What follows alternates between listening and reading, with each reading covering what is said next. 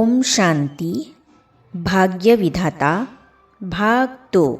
इस पुस्तक में आज हम पढ़ेंगे भाग्य विधाता ने बनाया मेरे भाग्य को उज्जवल। इस विषय पर ब्रह्मा कुमारी शुक्ला बहन जी अपने अनुभव सुनाती है। चलिए आज हम इसे पढ़ते हैं। मेरा जन्म सन 1936 में अमृतसर पंजाब के एक धार्मिक तथा संपन्न परिवार में हुआ। लौकिक परिवार के संस्कार अनुसार मुझे बचपन से ही शास्त्र पढ़ने, देवताओं की पूजा करने, हवन करने, मंत्र आदि पढ़ने में बहुत रुचि थी। वृत्ति होने लगी उपराम। सन 1954 में ब्रह्मा कुमारी बहनें अमृतसर आई थी। लौकिक माताजी मुझे भी वहाँ सत्संग में ले गई।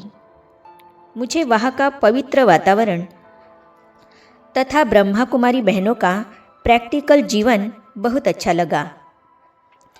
एक दिन वहाँ के निमित्त बहन ने मुझे बताया कि 12 घंटे का योगाभ्यास होगा जिसमें हम भगवान से मिल सकते हैं। मैंने दृढ़ संकल्प किया कि मुझे भी योगाभ्यास में बैठना ही है। इस योग भट्टी में मुझे अलौकिक अनुभव हुए। कभी तो मैं स्वयं को एक दिव्य शक्ति के रूप में अनुभव करती और कभी लगता कि ज्ञान सूर्य से अथाह शक्तियाँ स्वयं में भर रही हूँ। मैंने अपने सामने कई बार चमकती हुई प्रखर ज्योति भी देखी जिसको मैं परमात्मा का स्वरूप मानती हूँ। परिणाम स्वरूप मेरी वृत्ति संसार की सभी बातों तथा सर्व संबंधों से उपराम होने लगी। मेरे लौकिक संबंधी मेरी ऐसी हालत को देखकर कहने लगे कि यह तो जैसे मीरा बन गई है। मेरी बढ़ती हुई ईश्वरीय लगन मेरी लौकिक माताजी को अच्छी नहीं लगी। आप बाबा की मस्तक मणि हो।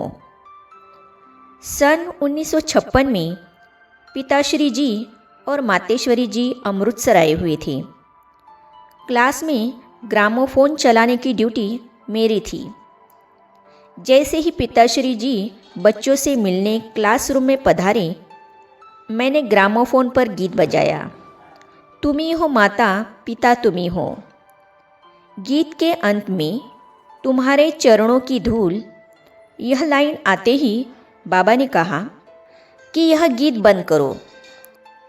तत्पश्चात बाबा ने बड़े प्यार से अपने पास बुलाकर स्नेह भरी दृष्टि देते हुए मुझे कहा, मीठी बच्ची, आप चरणों की धूल नहीं हो, आप तो बाबा की मस्तक मणि हो।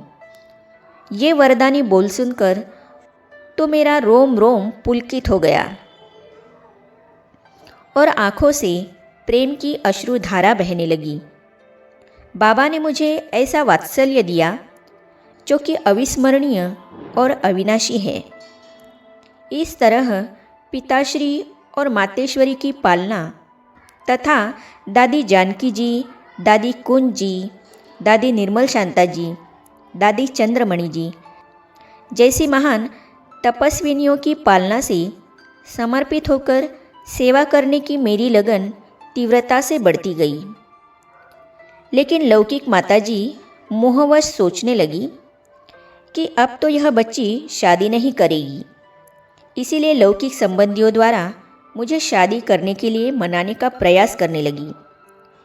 लेकिन मैं अपने लक्ष्य पर अटल थी। कभी कभी बाबा के बोल कानों में गूंजते थे कि बच्ची, तुम्हें महान कार्य करना है। कौन सा महान कार्य करना है यह समझ में नहीं आता था।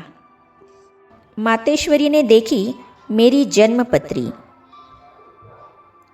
सन 1959 में मातेश्वरी जी का अमृतसर में पुनः आगमन हुआ। समाचार मिलते ही मेरी लौकिक माताजी मातेश्वरी जी से मिलने सेवा केंद्र पर पहुंची। उनके समक्ष रोने लगी और आग्रह करने लगी, मम्मा, शुक्ला को समझाओ कि शादी करे। उसको शादी करनी ही पड़ेगी, नहीं तो लौकिक परिवार में बहुत डिससर्विस होगी। मुझे मातेश्वरी जी ने बुलाया और मेरी जन्मपत्री को देखकर कहा कि आपको शादी करनी है और लौकिक माँ का उद्धार करना है। मैंने मातेश्वरी जी से कहा कि मुझे गृहस्थी जीवन बिल्कुल पसंद नहीं। माताजी अपनी जिद पर थी। वह मातेश्वरी जी से कहने लगी कि आप ही कोई लड़का बताइए, मुझे इसकी शादी करनी ही है।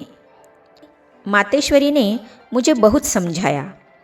तत्पश्चात मैंने शादी करने के लिए हाँ कर दी। मैंने कहा कि मैं उसी से शादी करूंगी जो मुझे ब्रह्मचर्य की पालना करने में मददगार बनेगा। पिताश्री जी ने मेरा गंधर्व विवाह कराया। उन्हीं दिनों में मुझे बताया गया कि दिल्ली में एक कुमार सुंदरलाल जी हैं, जो कि 4-5 वर्षों से ईश्वरीय विश्वविद्यालय के विद्यार्थी हैं और पवित्र जीवन व्यतीत करने के लिए दृढ़ प्रतिज्ञ है। लेकिन उनके लौकिक संबंधी विवाह के लिए उनको बहुत मजबूर कर रहे हैं। यह समाचार मम्मा बाबा को मिलते ही उन्होंने चंद्रमणि दादी जी द्वारा संदेश भेजा कि जब दोनों ही ईश्वरीय ज्ञान मार्ग पर चलते हुए पवित्रता को जीवन में अपनाना चाहते हैं, तो दोनों को विवाह करके पवित्र जीवन व्यतीत करने के लिए बाबा स्वीकृति देते हैं। इसके बाद दोनों के लौकिक संबंधियों ने आपस में विचार विमर्श करके विवाह निश्चित किया और दिनांक 10 दिसंबर 1960 में दिल्ली के बिरला मंदिर के पास हिंदू महासभा भवन में हम दोनों का गंधर्व विवाह अलौकिक रीति से संपन्न हुआ। अपने अनुभवों में ब्रह्मा कुमारी शुक्ला बहन जी आगे कहती है, दिव्य गुणों की धारणा होती गई। गंधर्व विवाह के बाद 2 वर्ष तक हम दोनों सुंदरलाल जी के लौकिक माता पिता तथा अन्य संबंधियों के सहित एक ही परिवार में रहे। तो इन अनुभवों को हम सुनेंगे अगली कड़ी में। तो ये जानने और पढ़ने के लिए इस चैनल को सब्सक्राइब करने के साथ ही साइड में जो बेल आइकॉन है उसे भी क्लिक कीजिए, ताकि आने वाली सभी वीडियो और अब तक की सारी वीडियो आप तक पहुंचती रहेगी। ओम शांति।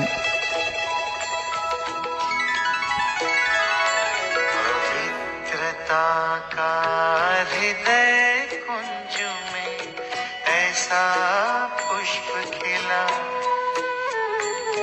जिसकी सुगंध से जीवन में सुख ही सुख मिला।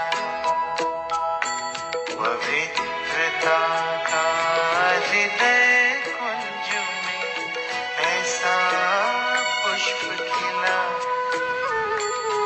जिसकी सुगंध से जीवन में